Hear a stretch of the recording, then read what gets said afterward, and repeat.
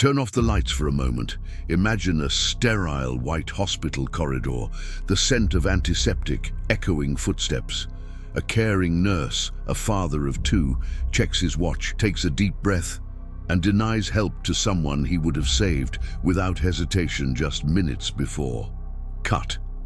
A shy student puts on a borrowed uniform, receives a badge, and the room's temperature changes. Where there was empathy, a clinical coldness emerges. No horns, no red eyes, just context, just power. Just the seductive feeling of being authorized.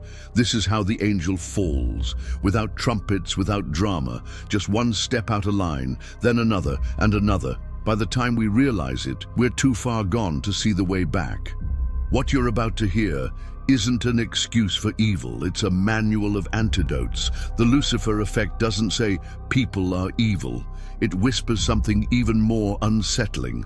Ordinary people do terrible things under extraordinary conditions. In 1971, a university experiment had to be stopped in less than a week because healthy young people with no history of violence began to humiliate and assault their peers as soon as they were given roles of authority. Years earlier, another study showed that volunteers would administer potentially fatal shocks to strangers if someone in a lab coat said, "Continue." What changed? Their hearts? No. The setting, the rules, the feeling of impunity, the emotional distance from the victim. These are the invisible steps on the downward staircase. You didn't come here for nightmares. You came to wake up. Our channel is a community that faces the abyss with a flashlight. Dark psychology, yes, but with a purpose. To understand in order to act better. Between the angel and the shadow, there's a crack called conscience. When you learn to recognize it, you gain room to maneuver. And room to maneuver in the territory of banal evil is salvation. Close your eyes for 3 seconds and do this mental exercise. Put yourself in a line, someone behind you starts saying, "They're not like us." The supervisor crosses their arms and turns away. The clock is ticking. The group nods in agreement. Do you feel the pressure at the nape of your neck? That's the invisible hand of context. It doesn't push hard. It tilts the ground. When the ground tilts, even good people slip. The mystery and the key is noticing the tilt before the first step. This video is a pact. I'll show you the 5 triggers that turn ordinary people into agents of disaster. Goodness as a fixed identity, the dehumanization of the other, frictionless obedience, group trance, and the denied shadow. And you, in return, will choose a micro-act of resistance to practice in the next 24 hours. Yes, positive thinking here isn't fantasy, it's strategy. Preparing the mind to recognize the pattern and rehearse the right response when the pressure arrives. Because it will arrive at work, on the street, online, at home, and when it does, you won't be improvising in the dark, you'll be executing a plan. As the music fades, note 3 simple anchors. Name the scenario. Are they asking me to hurt someone directly or indirectly? Rehumanize the target. What is this person's name? Who is waiting for them at home? Reclaim your agency. What can I refuse or report now, even if it seems small? It seems little until it saves a life, sometimes your own. At its core, the Lucifer Effect isn't about monsters, it's about us. It's about recognizing that evil doesn't need malice. It just needs distraction, haste, silence, language that reduces people to labels, and leaders who shirk responsibility. Today, you'll learn to see the warning signs before the precipice.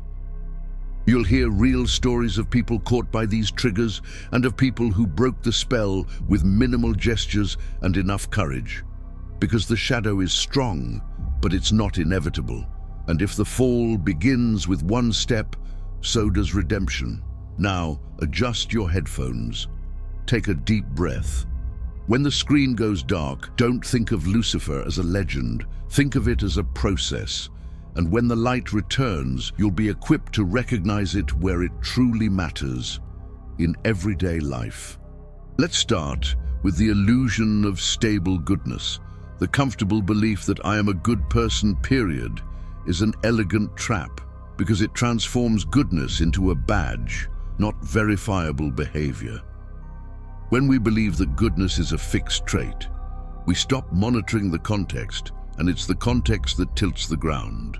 See, in 1971, in the Stanford experiment, ordinary students assumed the roles of guards and within days began to humiliate their peers. In 1973, in Princeton, seminary students in a hurry ignored someone who had fallen on the stairs, even though they were going to give a lecture on the Good Samaritan.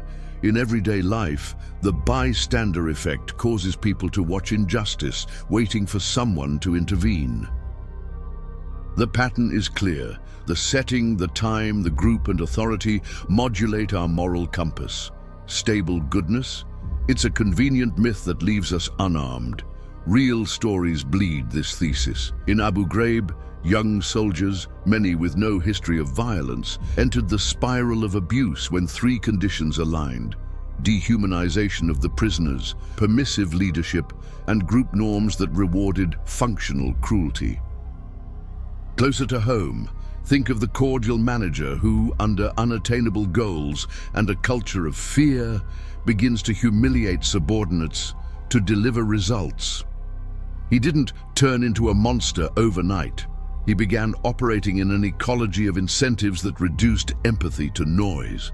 This is what the Lucifer Effect whispers. Don't underestimate the power of the setting on the character, but there's a glimmer of light, because if evil is facilitated by context, good can be too. In hospitals, when teams adopt checklists that explicitly state responsibilities, who talks to the family, who can interrupt the procedure if they notice a risk, errors and abuses decrease. On digital platforms, moderators who receive training to rehumanize, to name, narrate, remember that there's a person on the other side, reduce the propensity for arbitrary punishments. The same goes for you. The question isn't, am I good or bad, but what triggers are active here and how do I neutralize them? Immediate practice, because this channel isn't a horror museum, it's a workshop of lucidity. First, a scenario check ritual. Before a decision that affects someone, stop for 10 seconds and ask, am I in a hurry? Is there an authority saying just continue? Am I in a group that wants quick consensus? Is there language that labels the person, number, nickname, label? If two answers are yes, alarm on. Second, expressed rehumanization. Give a name. Imagine the home. Think about who is waiting for this person. Seems simple?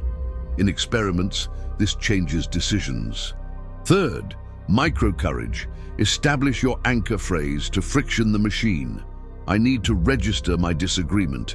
I can't proceed without ensuring X. This violates our procedure. Anchor phrases create psychological and legal space. Fourth, pre-committed ally. Arrange with someone you trust that you will publicly support each other when one questions the process. Courage is contagious, but so is fear. Anticipate the right contagion. There's a dark detail. Subjective well-being can anesthetize vigilance. People who see themselves as good tend to underestimate their own risk of slipping. It's moral licensing. I do so much right. This time I can bend the rules. Schools, companies, and families fuel this when they celebrate labels instead of practices. Exchange the fixed identity for observable habits. In this team, every decision that impacts someone absent is read aloud as if the person were here. In this house, nobody talks about them, only about people. In this forum, we moderate the criticism, not the person. Goodness, when operationalized, becomes an auditable process, and good processes protect good people. For the audience of the dark psyche, who love mystery, the illusion of stable goodness is the most dangerous spell because it's pleasant. It flatters the ego and disarms the guardian. The antidote is less glamorous than talismans. It's routine. It's a checklist. It's a pause. It's the decision to repeat day after day small acts of lucidity that keep the shadow outside the door, and, when it enters, to recognize it without panic, with a name and procedure. Today, before you sleep, Write down 3 triggers that tilt you the most. Haste, fear of disapproval, dehumanizing language. Tomorrow, choose a microact. Delaying a decision by 10 minutes to reassess. Asking the name of someone you would treat as a ticket. Saying no to an obscure order. Requesting written clarification. The dark magic of the Lucifer Effect is broken with repeated light.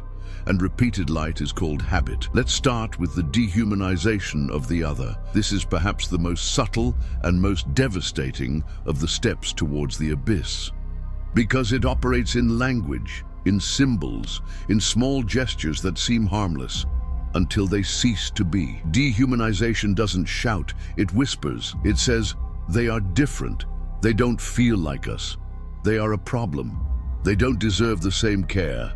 This is how the fertile ground for collective evil is born.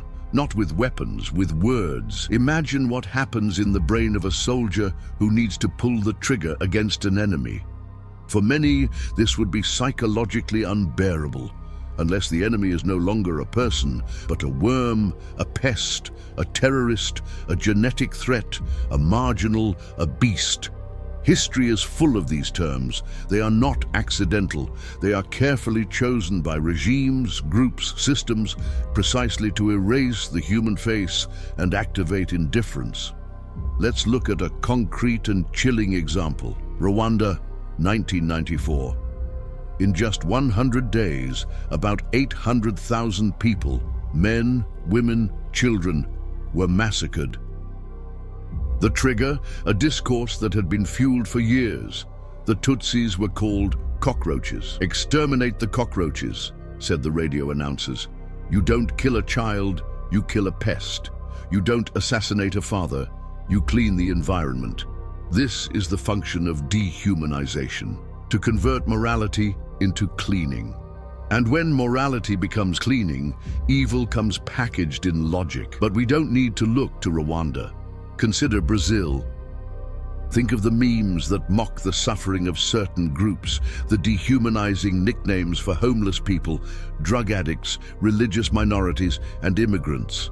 Think of the terms used by authorities to justify police brutality. Element neutralized, situation controlled. How many names, how many stories, how many mothers are behind each element? And most disturbingly, how many times have you yourself laughed, shared, or referred to someone as worthless people? Science shows what our hearts already suspect. Empathy is selective, but it can be trained. In a study conducted by Susan Fiske, a social neuroscientist at Princeton University, participants had their brain activity monitored while viewing photos of people from different social groups. When they saw homeless people or drug users, areas of the brain associated with empathy and social cognition simply didn't activate. Their brains treated them as objects. The frightening part? When instructed to imagine what this person feels, the activity returned. Empathy is a switch, but it only turns on if you want it to. Here's your challenge. Identify where you dehumanize without realizing it. It might be in traffic, when you yell at someone calling them an animal. And it might be online when you comment, they deserve to die. It might be at work, ignoring the name of the cleaner who has been cleaning your office for months.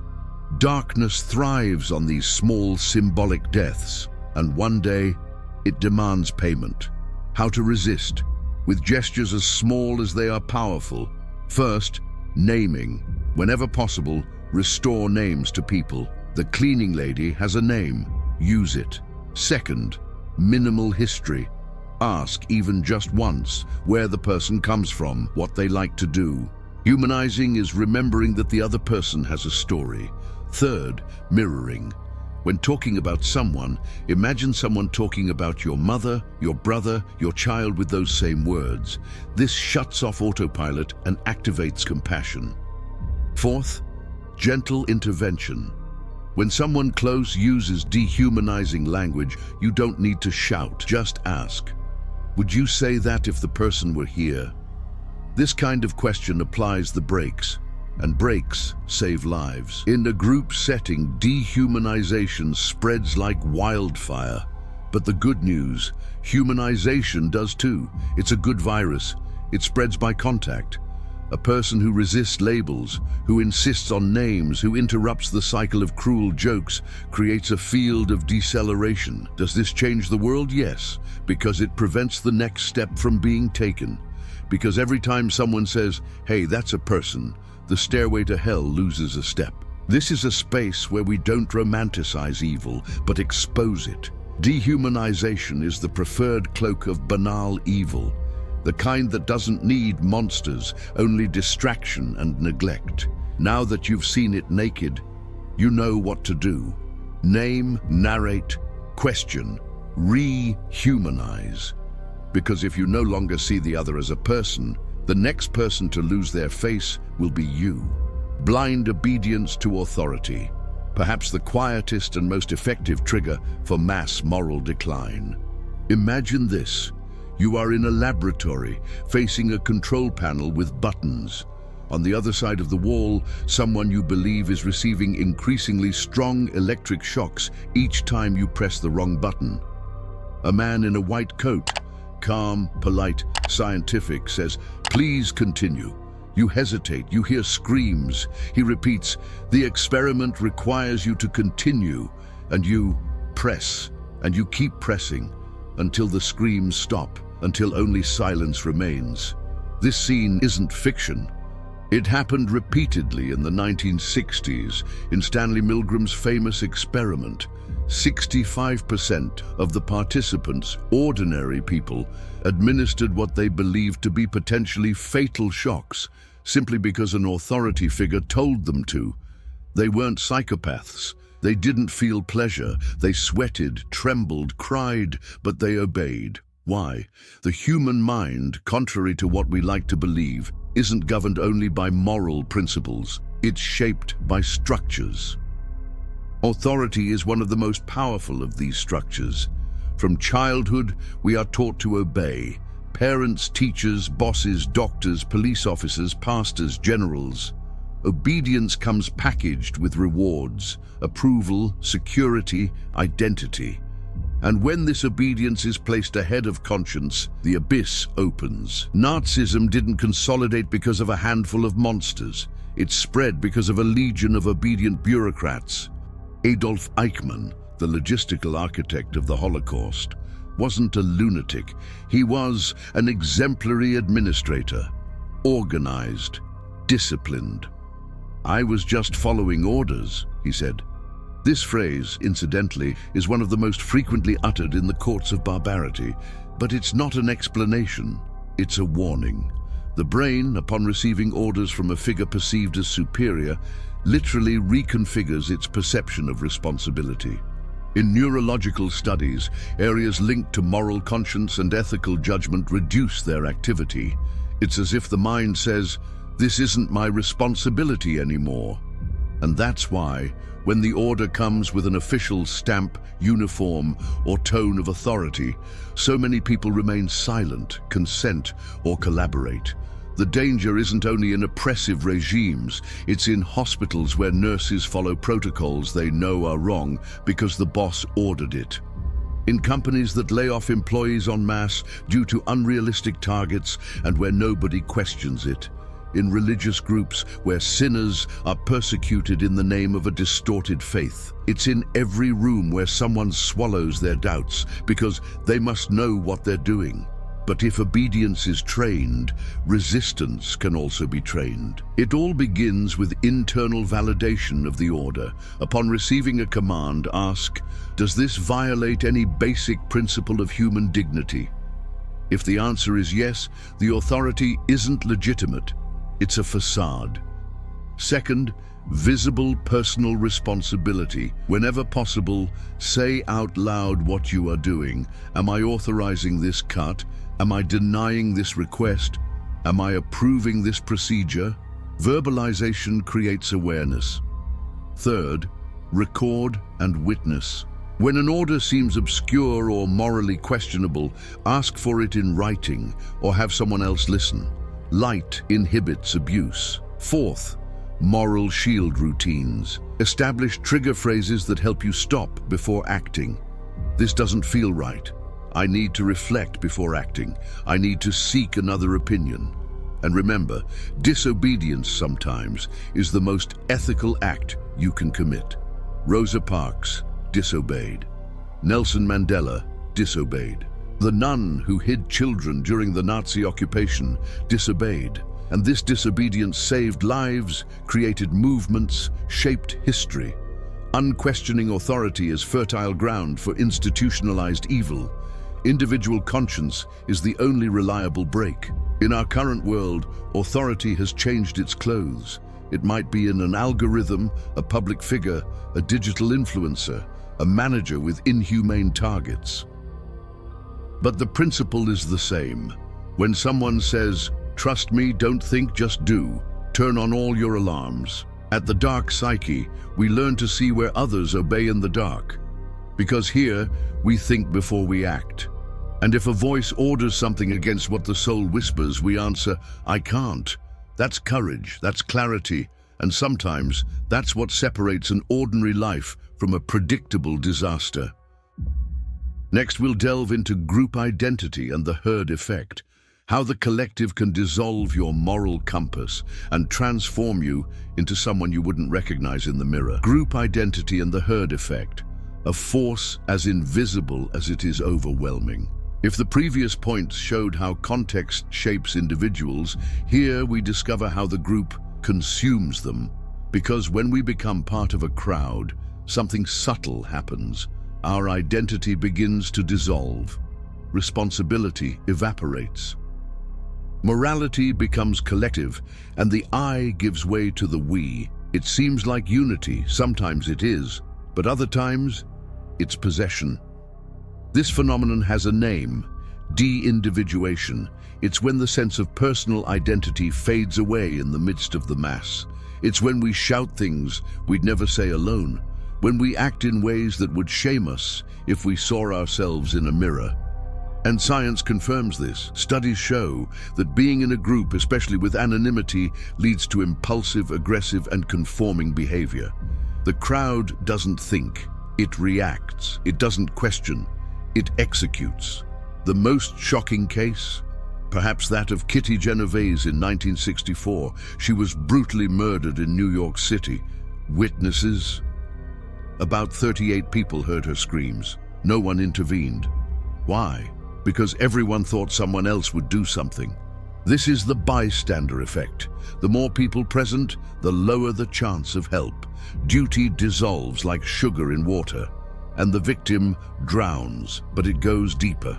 In 2007, a group of Middle Eastern students were invited to participate in a study. They were divided into Arabs and Jews and instructed to allocate resources and punishments in a game. What the researchers didn't say is that the groups were randomly assigned, with no real basis. Yet within minutes, favoritism, rivalry, and punishments against the others emerged. The simple fact of belonging to a group distorted their sense of justice. No history, culture, or real conflict is needed, just a symbolic division, a team jersey, a party affiliation, a uniform. The human mind clings to the tribe like a life raft in a stormy sea. Now think about the lynchings that frequently occur in Brazil. A single shout, "Thief!" and a crowd forms, kicks, stones, fire. When it's over, no one knows exactly who started it. No one takes responsibility. There were so many people, they say. This is the defense of the collective shadow. But it's not just in the streets. On social media, the herd effect takes a digital form. Virtual lynchings, mass cancellations, summary judgments based on snippets, cuts, and headlines. And no one feels responsible. After all, everyone's doing it. And so what can be done? How do we maintain clarity amidst the storm of the group? First, affirm your identity outside the mass. Develop an internal moral code that you know, test, and constantly revise. A personal compass. Second, pause reflectively before joining in. When you see a group acting, ask yourself, would I do this alone? If this action is wrong, am I willing to pay the price of not following? Third, publicly position yourself with intention. Say, I don't agree with this, even if it's in a low voice. An act of clarity creates cracks in the group's psychosis. Fourth, practice reverse empathy. If the group has chosen a target, imagine that target is you. Imagine your mother in that person's place. This creates an immediate emotional break and, above all, creates support networks that value doubt. A truly healthy group is one that allows dissent, where saying, "I think this is wrong," doesn't become treason, it becomes maturity. Groups that expel those who question are not communities, they are cults, and cults, sooner or later, sacrifice someone. In the dark psyche, we don't just want to understand the darkness, we want to prevent it from dominating us. Group identity can be a source of love, protection, and culture, but when it demands that you suspend your conscience, it's no longer a tribe, it's a trap. In the next point, we will confront the last and perhaps most dangerous gear of the Lucifer Effect. The denied shadow, that part of ourselves that we hide, that we reject, and that one day takes the wheel. Prepare to face the face behind the mask, the face that is yours. The denied shadow, the inner monster we all have, but pretend we don't. Most people believe that evil is out there, in others, in the monsters of history, in the villains of the headlines. Few have the courage to accept the darkness also resides within, silent, waiting. Carl Jung called this the shadow, the rejected part of ourselves, where our repressed impulses live: anger, envy, desire for control, wounded ego, pleasure in domination. We don't want to look at it, it's uncomfortable, but it is precisely this refusal that makes it dangerous. Because what is repressed doesn't disappear, it ferments. And when it finds the right conditions, power, anonymity, impunity, fear, it emerges. And it doesn't just emerge, it takes control. The denied shadow is like software running in the background, silent but active. And when you least expect it, it presses the wrong buttons. You explode at someone you love, you laugh at cruelty, you ignore the suffering of others. Then you wonder, why did I do that? The answer is here. You haven't integrated your shadow. You've pushed it into the cellar, and everything that lives in the cellar gains strength in the dark. Let's look at real cases. Ted Bundy, one of the most notorious serial killers in the United States, was described as charismatic, polite, intelligent. He worked helping the hotline for women victims of abuse. He knew pain. He knew how to comfort, and yet he killed dozens. How?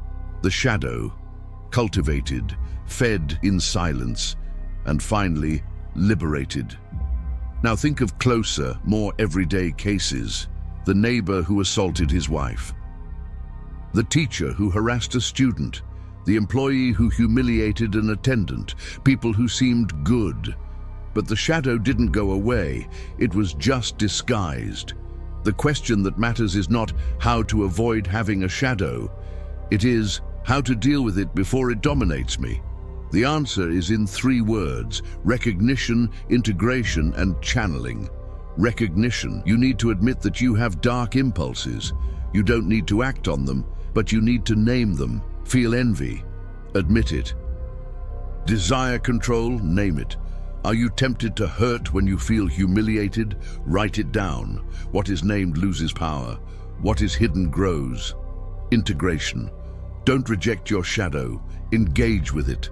Understand its origins. What is it trying to protect? What does it fear? Often it's a distorted version of your survival instinct. When integrated, it becomes an alert, not a threat. Channeling. Every dark force can be redirected. Anger can become advocacy.